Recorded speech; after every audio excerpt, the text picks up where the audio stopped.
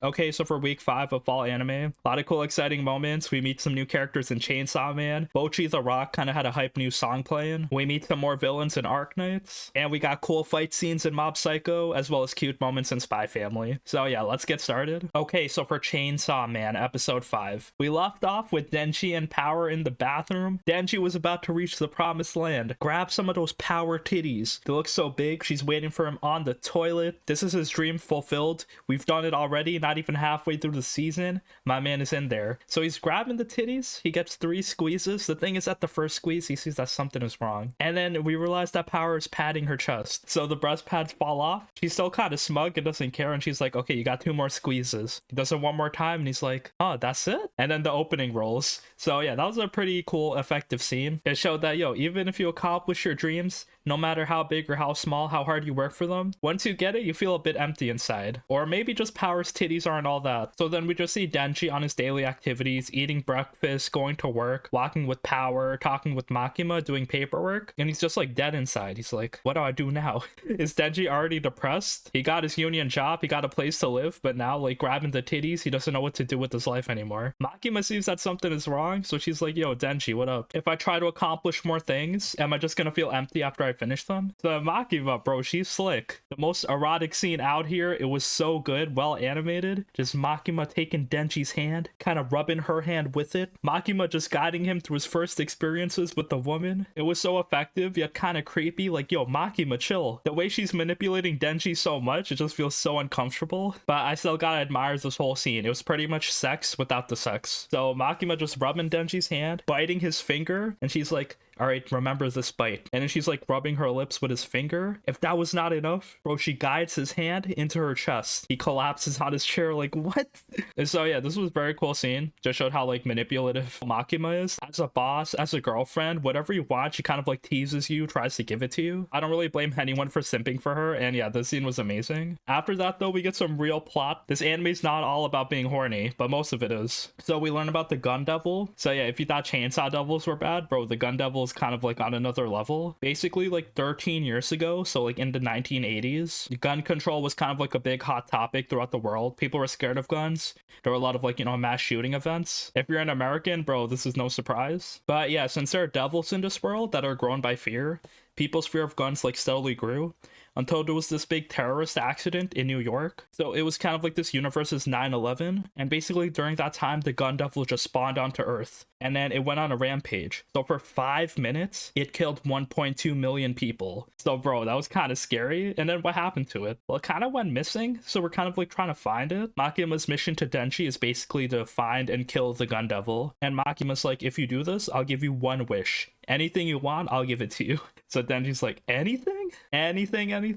And then yeah, Makima's like, sure. And then she kind of tells us how to find a Gun Devil because like, it was mysteriously disappeared. So there's like pieces of its skin, like little flesh demon bullets kind of sprinkled throughout the world. And basically if you like collect enough of them, they kind of mix together and they kind of move towards the Gun Devil. So this is kind of like the gun radar. So yeah, they're pretty much on a quest to like kill a bunch of devils, gather enough pieces, and then, you know, finally kill the Gun Devil. So we finally have a big shonen boss, kind of like a cool motivation for everyone to follow. We also see that Aki has some history with the Gun Devil. It was very sad seeing his backstory, very well animated. We saw him and his little brother. Aki was kind of like tsundere, but basically he went out, like had a snowball fight with his brother, and the Gun Devil just like teleported through. He was collateral damage.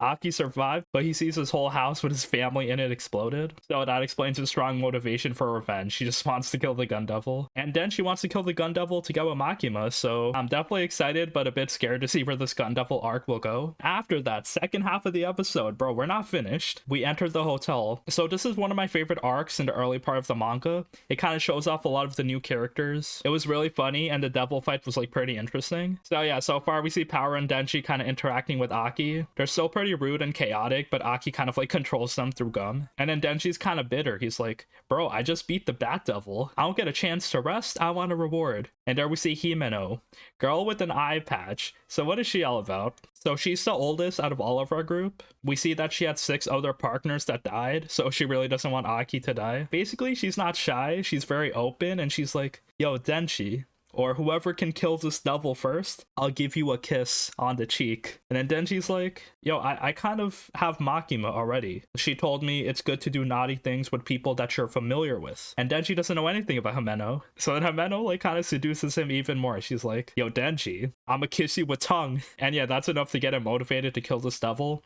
They all go inside this hotel. Basically, multiple devil hunters went in and disappeared. Oh, we see the two other characters, Kobeni and Arai. And it was just very cute seeing her make noises this whole episode. I think the literal only word she said this episode was, what do I do? What do I do? They kill like this severed head with feet on it. We see Himeno's power. She has like a contract with the ghost devil. So she gave up her right eye just to use like the arm of the devil, which is pretty powerful. You can just like grab things, attack things, and it's like invisible. So yeah, they defeat this head and they kind of like go up the stairs. The problem is Arai, he sees that there's the remains of the devil they just killed. Are they going in a circle? So he goes down the stairs, tries to investigate. And when he reaches the end of the staircase, he's back up. So the squad, they're stuck on the 8th floor. No matter if they go up and down the staircase, everyone's kind of freaked out like, yo, what do we do now? It's really mysterious, but I really love this type of atmosphere. It's so spooky, just seeing an infinite hallway. Whether it be in like an enclosed space you can't get away like a train, or just like an empty hotel, bro, this shit is so creepy. Next episode's gonna be a blast, seeing everything continue, seeing all these characters kind of like interact and fight their way through this hotel. The art style is like really insane, a lot of effort's being put into anime. Also a new ending dropped, it's by Shodu, and it's not my favorite song, but the visuals were like really cool. We see a lot of horse aesthetics. We see Makima being like a goddess holding a chainsaw man. And we see a lot of like Kobeni, Himeno, and Arai just like featured here. So yeah, the anime continues. Another cool episode, and it's only going to get better from here. Okay, so for Akiba Maid War episode 5, another episode, another maid cafe we're shooting down. These girls, these streets are not safe. Here was pretty crazy. We kind of fight the sheep cafe, so it's kind of like our partner group since all the animals work under the same division. So here's kind of what happened that like led to this battle. First we see our cafe, the pigsty. We're kind of like still at the same level. We're still in debt and they just have to work really hard, get more customers, but it seems like Yumichi is the only popular maid here. Nagami, as she's handing out flyers, she talks to one of her friends. Yeah, how do I get more money for the cafe? And then she's like, oh, you could try events. People usually come for limited time events. It's the FOMO mentality out here. So yeah, Nagami's like, okay, what event can we have? A birthday one, okay, pretty plain and simple. If it's a maid's birthday, then like more customers will come, probably celebrate. And there's gonna be a cake, a pretty big party. So then they ask around, okay, whose birthday is coming up? And then Ranko pulls up her hand. So she's the oldest maid over here, turning 36. So they're kind of planning her maid event. The thing is, everyone's kind of not taking her too seriously because they're not really gonna visit a birthday for Ranko. She's kind of old and they can't really afford any special events in the first place. But Nagami's still planning things out. She's kind of creating flyers to hand out. The thing is, yo, they're planning a surprise party, the other maids. So they were being mean to Nagami and Ranko just to hide the surprise. So we'll deal with that later. Right now, Nagami and Ranko are kind of like putting up decorations for the big day. And then the next day, they kind of like start handing out flyers, trying to advertise. And then they're like, oh, maybe we could try hitting up a different maid cafe, like a partner group, and then we can hand out birthday flyers there. So it's kind of like, you know, increasing your connections. So they decide to go to the sheep cafe. It's called Maid Sheep. There's not really a special gimmick. It's just everyone's kind of like fluffy, wearing blue maid outfits with sheep horns. It's pretty cute. And their cafe seems to be very successful. The problem is, like, as they're kind of helping out and handing out flyers, the maids kind of insult them. They're like, oh, no one's gonna attend your birthday. In matter of fact, it's my birthday today in the first place. And you're old, your cafe's shitty. So Nagami gets angry, but then Ranko's like, oh no, you don't have to escalate it here. It's fine. You know, I'm honored that you're doing all this for me. So they decide to go back to their maid cafe. The problem is, as they go on the street, they get ambushed by the sheep maids. And then Ranko kind of like shares her backstory with Nagami as they leave. So Ranko was just like Nagami. She never really liked violence. The thing is, Ranko, we saw in her past, one of her bosses died. It looks like she's on a mission for revenge or something. I really love hearing Ranko backstory because she's one of the most exciting characters over here. Anyway, they get ambushed by maid sheep in the meantime. So yeah, the gang violence with these maids keep going on. And violence between the same group, like the Creatureland group, is kind of like frowned upon. The thing is, Karuko, she's like the head maid of maid sheep. She's a huge bitch, so she tries to kill them. Ranko beats all the maids up easy, but then Nagami gets kidnapped, so there's like a gun to her head, so Ranko kind of surrenders just to save Nagami's life. So they're kidnapped in a basement of maid sheep, and they're inside this like giant wooden bucket. And now there's like blood flowing in. Well, it's not blood, it's tomato juice. But yeah, it's like a saw torture trap. They're gonna be drowned alive. And then Karuko kind of tells her motivation, I kill people who have the same birthday as me. There can only be one. And we also hear Ranko saying that she was in prison for the past few years, and she never really had people to celebrate her birthday in prison. So she really appreciated the birthday event that Nagami tried to plan. But yeah, they're about to die. But then we see our maids back in the pigsty, they see that something's missing. They're holding the surprise party, but Ranko hasn't shown up. So we see the panda kind of tipping them off. The panda seems to be like everywhere now. She tells them that they're kidnapped at Maid Sheep, so they go check it out. And yeah, all the maids are here fighting. We see Zoya here as well, new maid. You can't fuck with this big Russian lady. And they kind of like go into Maid Sheep, beat up all the maids there, shoot them with guns, hit them with metal clubs and steel pipes. And yeah, they rescue Nagami and Ranko at the right time. So they break the barrel, all the tomato juice falls off, Nagami can breathe, Ranko's alive. And then they kind of shoot the head maid. They take all the money there, and yo, 2 problems solved. The first one, we're kind of not in debt anymore, we got money. The second problem, yeah, we saved our team from dying, and now we're celebrating Ranko's birthday. So it's a cool surprise party, they eat cake, everything's happy. The issue is the boss. She kind of realizes, yo, this is gonna have long-term consequences. Because the first time they shot up the maid cafe before, it was the bunny cafe in episode 1. There's kind of no excusing this, even if it was self-defense. So this anime is so crazy, the maids are so violent, like I can't handle it. Okay, so for Mob Psycho Season 3, Episode 5, I'll kind of go over this episode quickly because it was kind of like an insane kind of fight episode. It was really cool. Like, we saw Dimple as the villain. We see Mob coming into the broccoli tree trying to fight him. Mob sees like what this is all about. Dimple thinks he can take Mob because he sees that Mob isn't like too powerful. Dimple never saw him past 100% or anything, so he's kind of clueless. And Mob doesn't want to kill Dimple. We see he feels it in his heart. If you keep talking, if you don't back down, reveal yourself, I don't know what I'm gonna do. So really love the emotion here. And yeah, it's just like a big fight this whole episode. Dimple kind of like throwing everything he can at Mob, trying to like brainwash him, convince him. He's like, I didn't really do anything wrong. Like, they can still live their lives, all these people. They're just worshiping me as well. And then Mob is like, bro, this tree is kind of like destroying all the life around here. So we kind of have to destroy it. So yeah, it's just Dimple versus Mob, but Dimple's not revealing himself. Mob's percentage is just shooting up. It was like 60 before, and now it's up to 80%. And nothing here matters. No matter how much Mob is getting attacked, he's still not really phased. He's just really emotional because he doesn't want to kill Dimple. And then the problem is Dimple, like, he keeps getting stronger, kind of siphoning power. He kind of like ties up Mob, and then Mob's power is being drained. The thing is, bro, this is no problem, no sweat. Mob's percentage just keeps increasing. Dimple mentions Tsubomi, how like Tsubomi doesn't like him, but under the brain control power, you have a chance. And yo, that triggers Mob even more, going up to 92, 93. Each time Dimple is saying something, doing something, the percentage is going up 1%. Dimple kind of goes God mode, like Golden Frieza level. He thinks this much is enough to beat Mob. He reveals himself, so he kind of like shoots like beams, cannons at him, and then finally Mob reaches 99%. He's like, oh, you almost killed me. And then yo, Mob's hair spiking up, his eyes glowing white. Okay, what is it gonna take for him to reach 100%? And the thing is, Dimple's God beam, it kind of destroyed Mob's school uniform, so he kind of reveals his shirt with the monkeys on it, and then Dimple is like, that shirt is lame. Bro, that line just like reached Mob to 100%. Dimple honestly said what was on his mind. It was kind of a funny moment, and yeah, that's enough to trigger Mob to 100%. And we end the episode there. Yeah, really solid episode. Just like flowed really well. Comedy was nice. Action was top tier. The Mob Psycho music soundtrack was really hard. And yeah, we just got to see what's gonna happen. Okay, so for Blue Lock episode 5, we kind of continue the battle, the match between Team Y and Team Z. It's tied 1-1 because Isagi, he kind of assisted on the next goal to Gagamaru. So it was really good. Everyone's kind of hyped up. We see Nico on the other team. He kind of sees Isagi and he's like, oh, we have the same eyes, you and me. So we see that both their abilities kind of like to analyze the field and kind of like make the correct decision. We see that Nico, he kind of had to train himself like this in Blue Lock to survive because everyone else is like really fast, like tougher than him. So yeah, he uses his intellect to kind of like support him. And we see that Nico is a good leader. Everyone's trying to like pass him the ball. The problem is Isagi is on his ass. So yeah, they want to compete. They don't want to lose. Isagi's just like guarding him full time so he can never get the ball. And yeah, Team Z is kind of doing a press. They're kind of like short on time.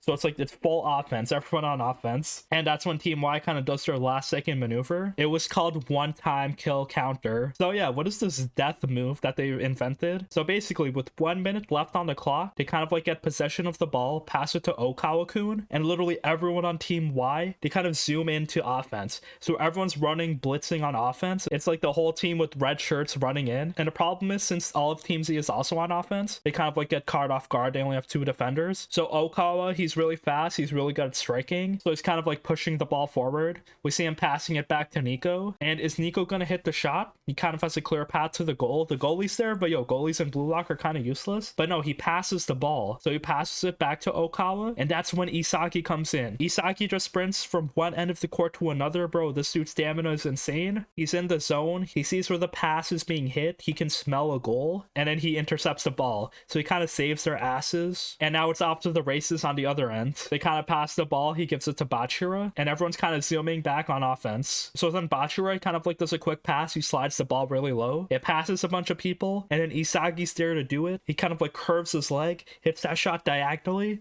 and he makes the goal. We won. Team Z 1-2-1. Isagi is the winner, bro. He's the MVP. He did so much this episode. He kind of grew as a person. So it's like you can't win Blue Lock just by passing. You gotta be egotistical and make the goal yourself. So Isagi made his goal, and yeah, they win. Yo, the sadistic part about this though, Isagi, he's kind of happy that he destroyed the other team. Nico, we finally see his eyes, bro. He's crying. Everyone's so sad. Isagi's walking around the soccer field like it's a battlefield, seeing all these like dead bodies of his enemies. He's just like me when I win a ranked game in League of Legends, bro. It's just all toxicity. He's like, bro, I love stomping them. I love destroying them. I love seeing their face when they lose. So yeah, we see that he's growing as a character. To survive Blue Lock, you gotta be egotistical. So yeah, I'm happy that our team won. I'm happy that like we got all this like character moments. And yeah, all the boys are chilling, kind of eating steak for winning. So as they're going to sleep at night, Isagi, he just can't sleep, bro. The adrenaline's flowing. So he kind of goes into the video room where they all can like watch replays of the games. And apparently this Blue Lock facility just got cameras everywhere because there's so many angles in this replay. But yeah, when he enters the room, he sees Chigiri there as well. So Chigiri also can't sleep. He's the dude with the big red hair. And we realize what he's all about. So he doesn't really have some sick killer psycho move. In fact, he wants to quit soccer. This is because he tore his ACL on his right leg, and then it healed. He had surgery. The problem is he's just scared of injuring himself again, so he's just like going really slowly. And he joined Blue Lock because he wanted to quit soccer, so he wanted a reason to lose. He also tells Isagi that his skill to smell a goal, it's actually kind of a spatial awareness, so it's like he can see the whole field and make like the right decision. So yeah, we'll see what Chigiri's gonna do, but he does feel a bit inspired, but it might take some time for him to like get more character development. Yeah, this is gonna be a long anime, so yeah, strap in. All these characters probably got like something going on with them. After that, they kind of trained the next day. We see that Isagi, he's kind of ranked #1 on their team, and now everyone's kind of looking at him like, oh, we gotta train harder, we gotta copy Isagi, do what he's doing. And then Ego also tells them that you gotta like improve your weapon. So the fact that you know what your weapon is and use it, that's fine, but you can't be complacent. You gotta keep like training that weapon, kind of evolving it. So the fact that Isagi's weapon isn't something physical, it's not like his jumping speed or like dribbling ability, it's more in his head, it's kind of hard to train for that. So Isagi realizes the best way to train is to train his body. So if he can just run up and down the court for 90 minutes, he can be in the right place to give a goal. And we'll see what's going to happen as more matches come in the future. So out of the 5 teams, the top team is 2-0. We have 3 teams tied for 1-1,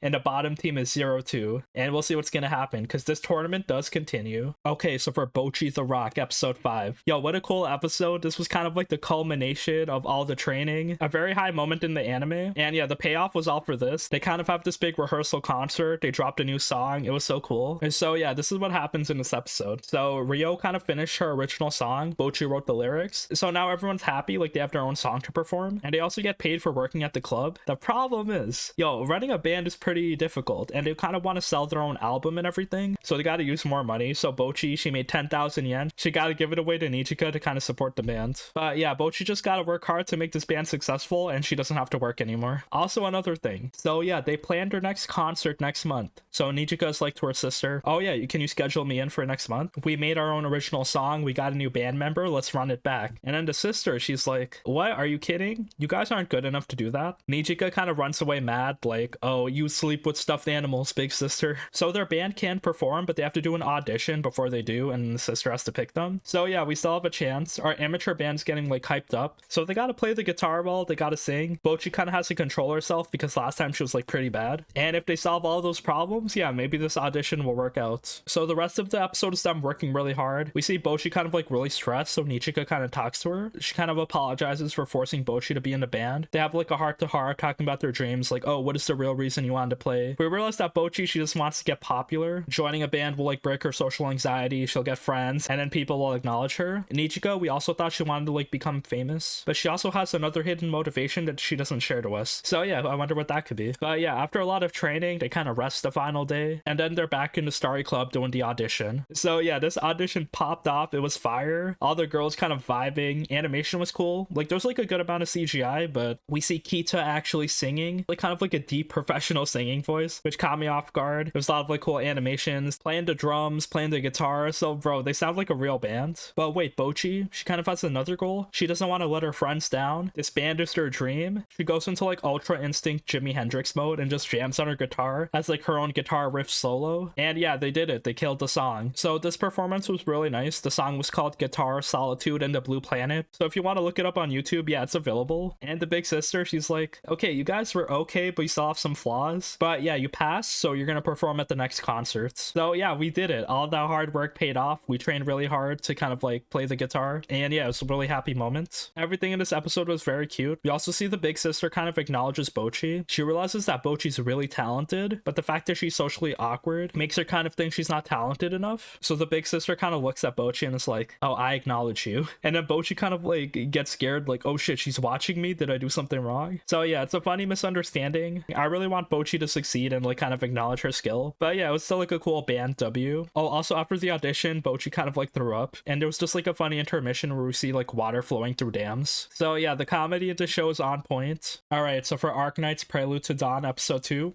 yeah, the anime continues. I actually downloaded the mobile game. I haven't played it yet, but yo, I'm ready to start at any time because this anime is delivering. We kind of meet a lot more enemies this episode as we're kind of like trying to survive, trying to get the doctor back to Rhodes Island. We kind of rescued the doctor and now we have to like get him back safely. The problem is as they're walking through a park, they see a bunch of smoke coming in. So yeah, they're being tracked by these drones and the reunion kind of like shows up and ambushes them. And we see our first villain. His name is Mephisto. He's kind of like a short young boy with white hair. And he seems very sadistic. So he wants to kill the doctor. He wants to kill everyone. And then we see that he's controlling reunion with mind control. So these poor guys are kind of like suffering. Anyway, our squad is still kind of injured and tired. So they're just like retreating. We see Ace and a bunch of other guys kind of defending. So yeah, as we're kind of getting overwhelmed, about to die, Nero comes in. New girl, waifu tank with the shield, big strong knights. She kind of comes in with the save with reinforcements. The problem is Mephisto, he has a sniper. He calls the sniper down to kill her. She kind of like blocks it with her shield. They still have no choice but to retreat. So we see that Mephisto's really angry. He's kind of like this psychotic dude. We'll probably see more of him later. We also see the sniper. He's kind of like this animal dude. We also see some lore about their powers. So yeah, we see the Amiya. She has like magical fire blasts so she can do. So yeah, there's like this magic rock called Originium. And yeah, it basically gives people powers. You can imbue it into tools, but you can also imbue it inside your body. And if you do that, your power gets stronger, but at the cost of like your lifespan. So yeah, that's interesting. It tells us more about the Oropathy disease and also like the unique powers that people can have. As their squad kind of make their way through the city, they see Tallulah. She's this new waifu with fire art. So she's just blasting buildings down with like huge fire. And yeah, apparently she's working with the reunion. Our team is kind of in dire straits. I hope they don't die. But yeah, her entrance was so cool, badass. She's like, annihilation.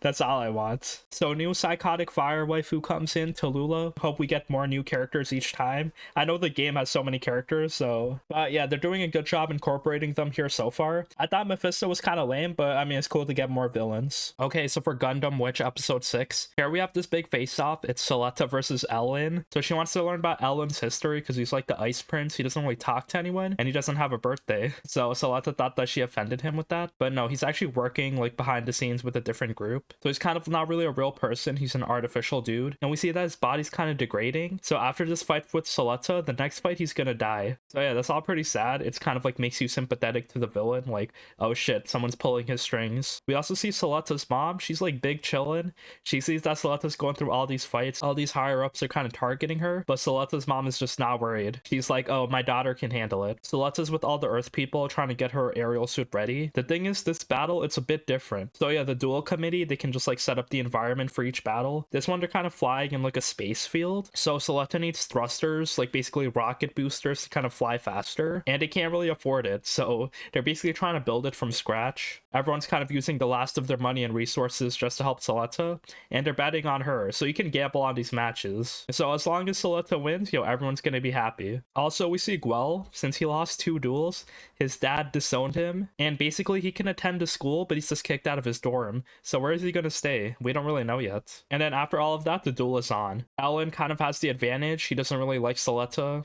He's kind of jealous of her because like she has the power to ride the Gundam, and she also is like a human being, so she can live her own life. He's just flying, overwhelming Soleta. Classic Gundam battle. He has like all his drones around him shooting lasers, but Soleta has like barriers put up at the last second, so she's like defending pretty well. But then Alan kind of overwhelms her. He kind of like clips her wings, so she can't really fly too well anymore. And it looks like it's over for her because he's about to shoot like a bunch of lasers right at her. And then some weird thing happened. Her mobile suit kind of turned white, like glowing, and then it nullified all the lasers, like an EMP blast. She's like, "Thank you for protecting me, Ariel." So it's like her mobile suit has a life of its own sometimes. And she shoots a counterattack laser right at Prince Ellen. He's like, "I don't have any reason to live. I don't have anyone, no mother." But then Soleta kind of goes out of her suit, pulls him out of his suit, and is like, "Oh, I'll celebrate your birthday with you." So that was kind of cute. Soleta making more friends. Soleta is like, "Oh, if you don't have a birthday, today can be your birthday." So that was nice. But then the next day, Prince Ellen kind of ghosts her. So they can make multiple Prince Ellen clones, so they might be scrapping this one. He seems kind of mentally broken. He's just singing happy birthday while being like tied up in the lab. So yeah, it's a pretty sad ending. Soleta doesn't really know what happened to him, but yeah, she won the duel. And the story's getting pretty spicy. It looks like the higher ups are the evil people, so they're probably just gonna be working in the back while Soleta's just like fighting people in the school, kind of rising up the ranks, making more friends and getting stronger. So yeah, I guess we'll see what's gonna happen next time. Okay, so for To Your Eternity Season 2 Episode 3. So we meet a new character, Kahaku. He's the sixth successor to Hayase. So he's one of the Hayase clones, but he's a dude. So we kind of see like the story behind it. So the successor is always supposed to be a woman in order to kind of like have sex with Fushi and give birth with him. The thing is, like, his mother, she died before she had a female heir, so he was kind of forced to inherit the knocker. So basically he visits Fushi and then he assures Fushi, "Yo, we're on your side. I'm also not going to try to like get with you or manipulate you. I'm only attracted to women." So it seems to be all good. He's like a randomly nice person, but you know, you can't really trust any of the Hayase clones. But Fushi still kind of follows him because he realizes that there's wanted posters on his head. The church is kind of against Fushi because they think he's attracting the knockers, so he's not really fighting them off. He's the reason they're coming, which they're not wrong, but yeah, basically the Guardians, they want to protect Fushi. So Fushi kind of like goes with them. He joins kind of like their cult following. Everyone's like worshiping him while they're at their village. They're like, "Oh, Fushi, we love you. Can you help my son? Can you help give me money and stuff?" And we see that they've been fighting knockers like for 200 years, trying to protect the people. And then they continue traveling together. Fushi turns into his Perona form, which was kind of funny because Kohaku just like becomes attracted to Fushi again. I like how that works out because it's like their brain is like wired to be attracted to Fushi. But if you're straight and only attracted to women, then you only like Fushi when he's a woman. Anyway, when they're on their travels, we meet like this funny new dude. So he was featured in the OP and now he's here. He's kind of like this flamboyant dude called Bonchan, Tasty Peach, whatever. He captures Fushi in a net and he's like, "Oh, can I bring you back to my kingdom?" It's nothing really malicious. They kind of agree to work with each other. They won't kill each other. And in return, maybe they'll like help fight the knockers. So Fushi visits his kingdom. We see that Bone has like this big family. They kind of dress up Fushi and Kohaku to like eat together. So yeah, it's pretty chill so far. The church kind of visits them and they're like, "Oh, can you hand over Fushi?" And he's like, "No, we're kind of working with them now." But yeah, Fushi, he's still struggling. He's still in his depression arc because yeah, he doesn't want people around him dying. So then he realizes he doesn't want to fight anymore. He wants the knockers to absorb his body and he'll just like rest. So he's like tired of being an immortal. But then the god, he's like, "All right, you could do that, but then you're just going to lose all your experiences and you're going to start from scratch anyway." So then Fushi's like, "I'd rather prefer that. I'd rather just like start from nothing and like not have these memories anymore." But then Bone-chan comes in and he's like, "Fushi, I'll show you a new world." So I guess Bone-chan, he's like very flamboyant, very funny, but he seems to be an interesting mentor so far. I wonder what adventures they'll have together. You know, hopefully he doesn't die. But yeah, this anime's keeping it interesting. A lot of new characters appearing. And the story for season 2 is only getting started. So for Spy Family Part 2, Episode 6, the midterms are coming up for Anya in her school. And she's kind of in trouble because if she fails, she's gonna get a bolt. So basically that's one step closer to expulsion. But if she gets top 2 in her class, then she'll get a star. So yeah, this is simple. For world peace, let Anya get the star and she can just cheat on the exam, mind read. There's one problem though. This midterm exam happens at the lunar eclipse, and that's the one time during the month Anya can't read anyone's mind. So it was kind of funny hearing lore about Anya's power, and she's also really stressed about this because she actually has to study. We see Anya, she's just so stupid. She hates studying and she can't really like absorb any knowledge. She just like forgets everything. Although we see Yuri